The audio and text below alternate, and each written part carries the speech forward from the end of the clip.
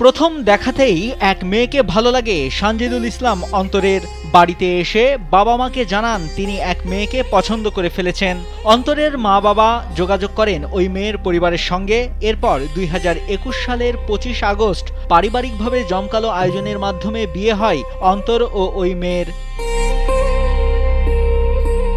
এদিকে ওই মেয়ে এইচএসসি পাশ করার পর পড়ালেখা চালিয়ে যাওয়ার কথা জানান স্বামীকে। অন্তরও তাকে অনার্সে ভর্তি করে দেন। এরপরই স্ত্রীর আচরণে ছন্দপতন হয়। স্বামী অন্তরসহ শ্বশুর শাশুড়ি সবার সঙ্গেই আচরণ পাল্টাতে থাকে, তবুও তারা কিছু বলেননি। আমাদের উপরে খারাপ আচরণ করে, আমার ছেলের উপরে অনেক অত্যাচার করে, অনেক খারাপ আচরণ করে।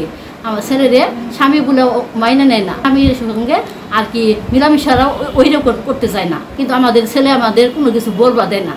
ওয়ালটন এখন দেশের সীমানা পেরিয়ে পৌঁছে গিয়েছে 50টিরও বেশি দেশে।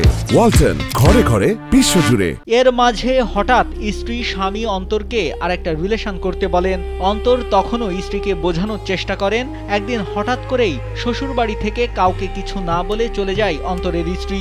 তারপর পারিবারিকভাবে মীমাংসা হয়। তবে স্ত্রীর আচরণে সন্দেহ বাড়তে থাকে অন্তরের।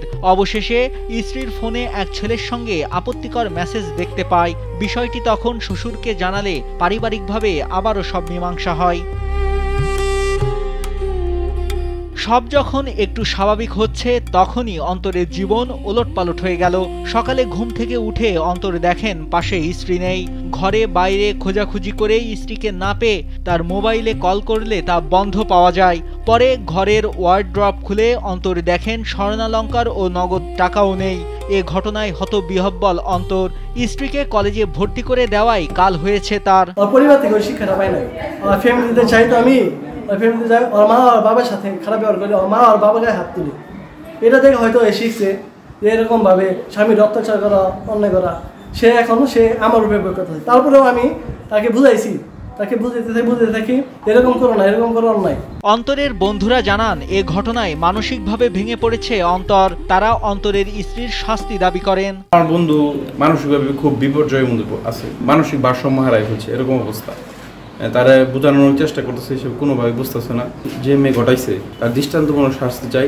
পরে দুপুরে অন্তর বাদী হয়ে থানায় লিখিত অভিযোগ করেন। পুলিশ জানায় বিষয়টি খতিয়ে দেখে আইনগত ব্যবস্থা নেওয়া হবে। এই সংক্রান্তে আমরা একটা অভিযোগ পেয়েছি এবং বিষয়টি অত্যন্ত সূক্ষ্মভাবেই, যেহেতু স্বামী স্ত্রীর বিষয়, আমরা তদন্ত করে দেখছি। তদন্ত করে যথাযথ আইনের ব্যবস্থা গ্রহণ করা হবে। ঘটনাটি ঘটেছে জামালপুর সদরে। অন্তরের স্ত্রী জামালপুরের শহীদ জিয়াউর রহমান কলেজের শিক্ষার্থী।